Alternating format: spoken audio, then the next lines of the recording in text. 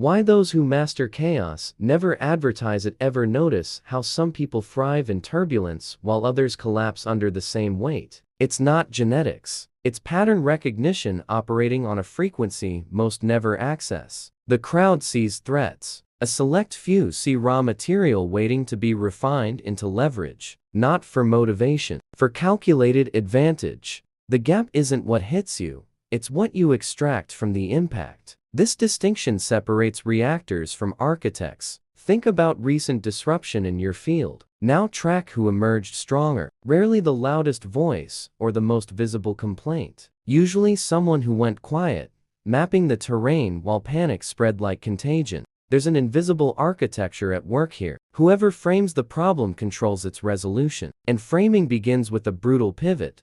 Stop avoiding chaos and start dissecting it. Not as casualty, as forensic analyst. This isn't toxic positivity repackaged. This is applied detachment. Consider ancient tactical philosophy. The strategists didn't deny suffering. They studied it, extracted operational principles, converted pain into protocol. This methodology survived millennia not through aesthetic appeal, but through brutal effectiveness. It still works, particularly in high-stakes environments where emotional control translates directly to positional power. But here's what gets omitted from standard narratives. Problems aren't democratic. They hit everyone, but only a fraction knows how to mine them. Why? Because most are busy reacting. You stay busy resolving, and those who resolve too quickly lose access to what's actually being revealed. Resolution is functional. Understanding is power. Now consider this carefully. How often have you witnessed someone convert public failure into strategic repositioning? How many brands transformed scandals into rebranding opportunities? How many leaders used crises to cement authority? It wasn't luck. It was social engineering deployed in real time. They didn't wait for storms to pass. They navigated while others sought shelter.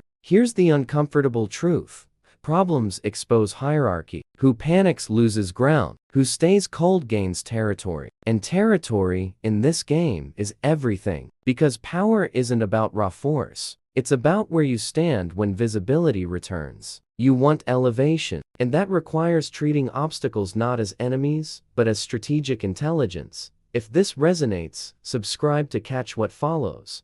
Are you actually prepared to examine what blocks you through a different lens entirely? How understanding structure makes you immune to surface noise. Surface deceives. Always has. You observe a problem and register symptoms, noise, consequences, but rarely the underlying framework. And framework is where leverage lives. Those who master this don't waste energy on damage control. They identify who lit the match and why, then decide whether to extinguish, observe, or redirect the flame. Root cause analysis isn't corporate methodology, it's combat mentality. Ancient commanders didn't respond to enemy movement. They studied terrain, weather, troop morale, understood that every visible action concealed invisible intention, and whoever decodes intention first wins before engagement even begins. You can apply this anywhere: boardrooms, negotiations, relationships. Now comes the part that irritates. Most of your problems trace back to your decisions. Not all, but many. And recognizing this isn't self-punishment. It's concentrated power. Because if you created it, you can deconstruct it. If you fed it, you can dismantle it. But that requires stopping the outsourcing of accountability, stopping the blame redirection, stopping the use of victimhood as identity.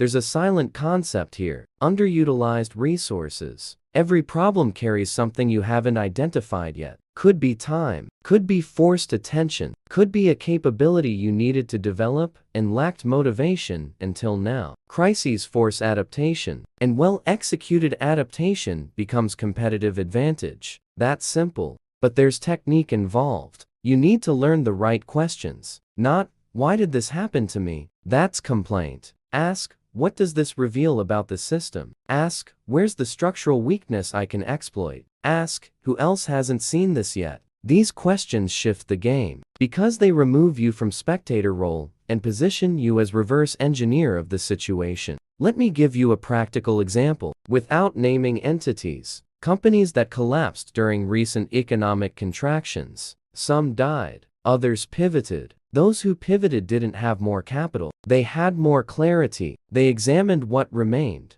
not what vanished. Reorganized, simplified, focused on essentials. And when markets stabilized, they were leaner, faster, or competitive. Meanwhile, competitors who only complained fell behind. Here's the leverage point. Small changes, disproportionate results. You don't need to demolish everything. You need to identify the single point where correctly applied pressure moves the entire structure. Could be a conversation, could be a habit, could be a person you decide to stop hearing. Find that point. Apply force. Watch the cascade.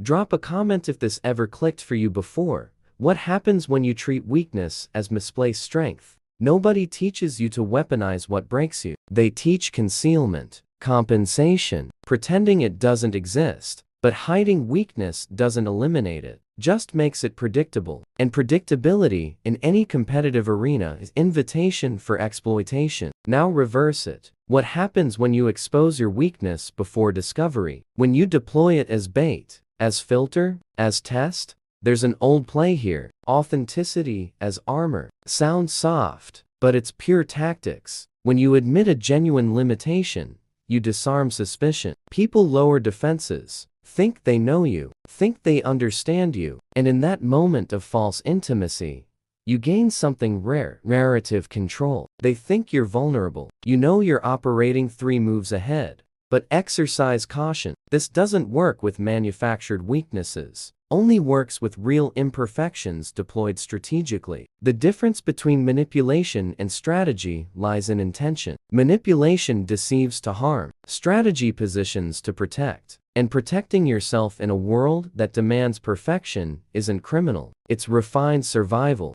Now think negotiation. You enter admitting a genuine limitation immediately. Tight budget, compressed timeline, limited experience in something specific. What does that do? Reduces expectation, lowers tension, and paradoxically, increases trust. Because you appear honest. And honesty, though rare, still carries social value. People want to believe you're not concealing anything. And when they believe that, they open up. Show you what they actually want, and then you're working with real intelligence, not theater. Here's the mechanism. Shared imperfection creates bond. Always has, because perfection isolates. Nobody identifies with someone who never fails. Nobody trusts who never stumbles. So when you admit a controlled flaw, you humanize your image. And humanized image is influential. Image. Because influence doesn't stem from superiority. It stems from connection, and genuine connection emerges from mutual recognition, not flawless performance. There's direct application here. Want to build strong alliance? Show a scar, not the worst one, not what destroys you, but one that hurts enough to be authentic. Right people will move closer, wrong people will distance themselves. And you just filtered your circle without active curation. Well-deployed weakness does the heavy lifting for you. If this content is helping, hit the like. It keeps this going.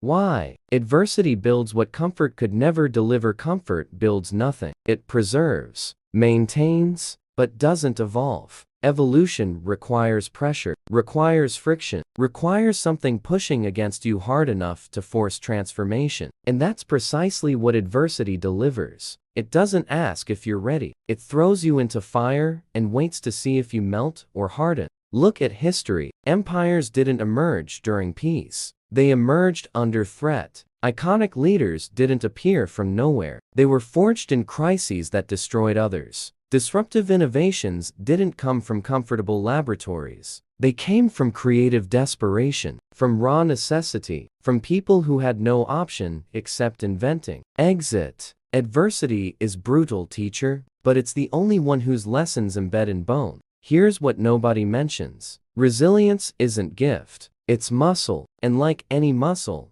it only grows under load. You don't develop mental strength by reading about it. You develop it surviving situations that test your limits. Every time you face something difficult and don't break, you expand your capacity, not because you got stronger, because you discovered you were stronger than you assumed. And that discovery changes everything. Now apply this. You're going through something heavy right now? Maybe professional, maybe personal. Doesn't matter. What matters is you're being shaped. And final form depends on how you respond. If you contract, you become smaller. If you expand, you become someone else. Not better, different, more prepared, more aware, more dangerous in the best sense. There's a samurai concept here. Polishing through combat. The blade doesn't emerge perfect from the forge. It emerges rough, needs to be struck, heated, cooled, struck again, repeatedly, until impurities are removed and edge becomes sharp. You're the blade. Adversity is the hammer, and final result is a version of you that cuts where others bend.